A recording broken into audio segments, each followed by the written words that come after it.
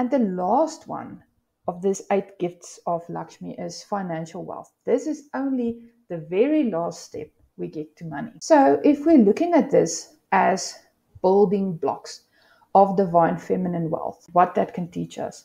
The first thing that we need to see is that the first focus is on general well-being. So that means it's about your body, what you are, that you're moving it, exercising it. It's about what you're eating, the nutrition that you're feeding it. It's about the social media and other media that you are feeding it. It's about prioritizing your mental health. It's about prioritizing your spiritual practices and actually having a nutrient-dense diet of spiritual well-being as well. And so if we look at this almost like little Lego blocks, the bottom one would be focusing on your general well-being. And if that one is not there, the whole little tower then crumbles. So start with that. Start focusing on getting your body and your mind and your spirit healthy and happy.